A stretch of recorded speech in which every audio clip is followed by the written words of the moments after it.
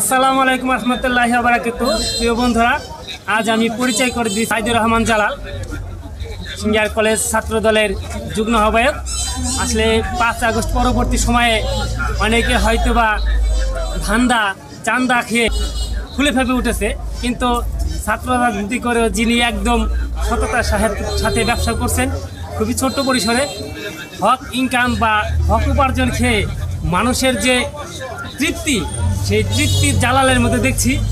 ভাই জালাল, তো তুমি যদি চাইতা হয়তোবা এর চাইতে ভালো কিছু করতে পারতা, বিভিন্নভাবে ধান্দাবাজি করে, যেহেতু 5 আগস্ট পরবর্তী বা অনেক সংগঠন অনেক নেতাই আছে বিভিন্ন টাকা ইনকাম করছে, কিন্তু তুমি ছাত্র দলে একদম বেশ সিনিয়র উপদলের মোটামুটি পরিচিত একটা ফেস, তারপর তুমি কেন ছোট্ট একটা এই ব্যবসা নিয়ে নামলা, কী কারণে? আসলে ভাই, রাজনীতিটা আসলে করি মানুষের জন্য, নিজের জন্য আসলে না। চেষ্টা করতেছি আসলে সৎভাবে উপার্জন করার জন্য। ছোট হোক, সেটা যত ছোটই হোক, ব্যবসা তো এটা আমাদের ইসলামেও বলে দিয়েছে যে ব্যবসা যত ছোট হোক, হালাল উপার্জন হচ্ছে সবসময় শান্তি। তো আমি চেষ্টা করতেছি এই সময়ে এই রাজনীতিক মানে একটা পাওয়ার দেখিয়ে অথবা আপনার রাজনৈতিক ফায়দা নিয়ে আমি টাকা পয়সা লোড করে মানুষের কাছে খাবো, ওর থেকে আমার এই ছোটো ব্যবসায় আলহামদুলিল্লাহ অনেক ভালো। চেষ্টা করতেছি ছোটো বড় শুরু করছি, আল্লাহ যদি তৌফিক দিয়ে আস্তে আস্তে বড় হবে ইনশাল্লাহ। হালাল উপার্জনের থেকে শান্তি আসলে কোনো কিছুতে নাই। আমার মূল লক্ষ্য হয়েছে হালাল উপার্জন করা, সৎভাবে থাকা। তো আসলে যেহেতু তুমি কলেজ ছাত্র দলের নেতা, দলের দুর্দিনে অনেক কাজ করছো, আমরা তার চাক্ষুষ সাক্ষী। তারপরেও তুমি তোমার অনেক বন্ধু বান্ধব আছে, রাজনৈতিক সহকর্মী আছে, তোমার কাছে কি তুমি ছোট্ট একটা ব্যবসা করতেছো, তোমার কাছে কি তাদের কাছে যখন কথা বলো বা মিশো ছোট মনে হয় না? নিজেকে তুমি ছোট ব্যবসা করতেছো, হালাল ইনকাম করতেছো, এই নিয়ে তুমি গর্ববোধ করো? হালাল আসলে সবসময় গর্বের একটা বিষয়। যদি আমি অসৎ পথে ইনকাম করি, ওইটা আমার বলা মানুষের সামনে লজ্জাদায়ক। আমি ছোট পরিসরই হোক, আমি হালালভাবে উপার্জন করতেছি, সেটা আপনার মাটি কাটা হোক, ব্যবসা করা হোক, মানে হালাল যেটা হালালের শক্তি সবসময় বেশি। তো চেষ্টা করতেছি হালালভাবে উপার্জন করার। তাছাড়া আমার বন্ধু বান্ধব যারা আছে, সিনিয়র ভাই ব্রাদার, সবাই আমাকে এটার জন্য খুব মানে সাধুবাদ জানাইছে। যেই সময় আমি চাইলে দলীয় প্রভাব দেখে অনেক কিছু করতে পারতাম, সেটা না করে হালাল উপার্জন করার চেষ্টা করতেছি। সেটা ফুডে হোক, দোকান যেমনি হোক, আমি চেষ্টা করতেছি। তো এর জন্য সবাই আমার পাশেই আছে, সবার জন্য দোয়াও করে, সবাই আমার জন্য শুভকামনা জানাইছে। আসলে আমরা রাজনীতি করার সময় দেখি বেশিরভাগ মানুষ ইগোর সমস্যায় ভুগে।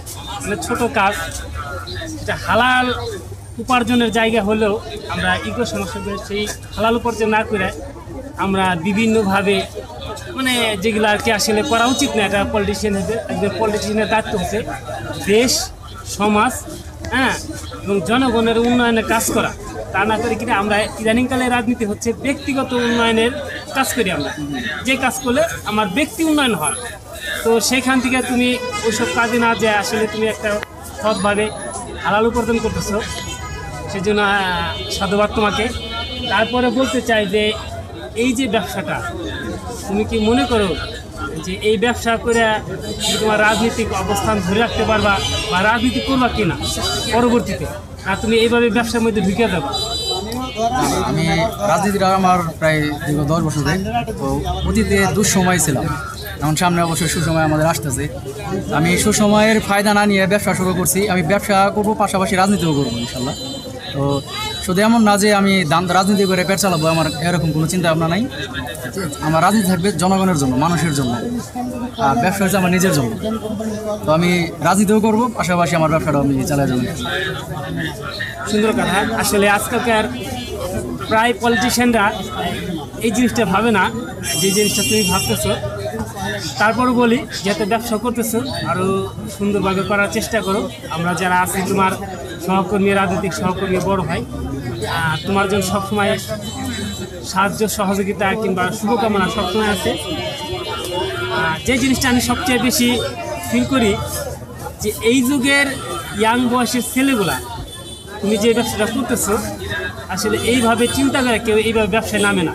তারা হয়তো লক্ষ টাকা ইনভেস্ট করে, লাখ টাকা, 5 লাখ 10 লাখ 15 লাখ টাকা ইনভেস্ট করেও তারা ব্যবসায় লস খাইতেছে, কিংবা ছোটো ব্যবসা তারা করতে ইচ্ছে, তারা লাখ টাকা ইনভেস্ট করার ইচ্ছে। সেইখানে তুমি অল্প টাকা ইনভেস্ট করে এখানে ব্যবসা করতেছো, তো আসলে কি তোমার কতটুকু লাভ থাকে এই ব্যবসা? তাতে কি তোমার সংসার বা তুমি নিজে চলতে পারো কিনা? আলহামদুলিল্লাহ, এই ব্যবসা যত ছোটই হোক, আসলে ব্যবসাটা হচ্ছে আপনার সৎভাবে যদি করতে পারে আল্লাহ তাআলা ওই জায়গায় বরকত বেশি দেয়।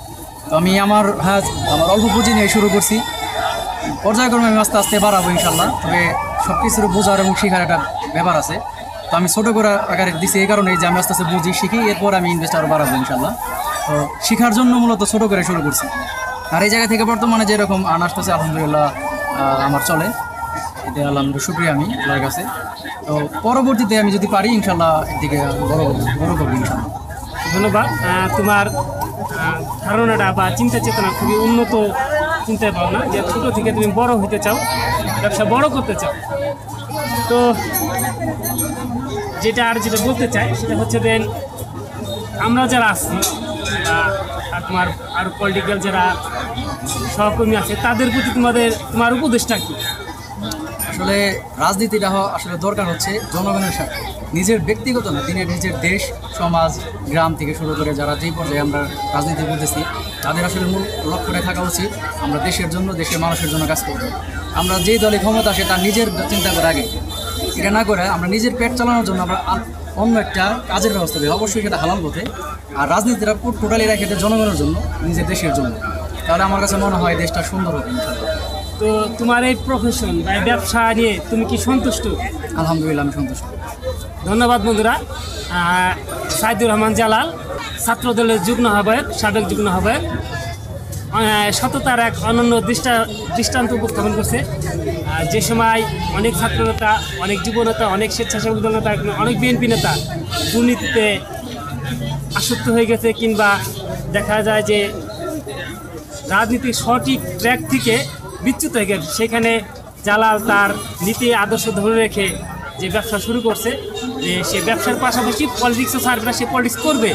আমরা সবাই দোয়া করি সে যেন তার ব্যবসায় সফল হয় এবং রাজনীতির ময়দানেও সে যেন সফল হতে পারে। কারণ বাংলাদেশে তার মতো বা তাদের মতো রাজনীতিক নেতাকর্মীর অবশ্যই প্রয়োজন আছে।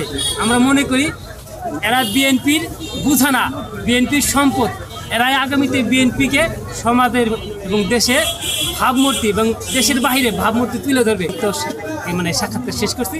আল্লাহ হাফেজ। ইনশাআল্লাহ দেখা হবে আবার অন্য কোনো একটি এপিসোডে। ধন্যবাদ সবাই।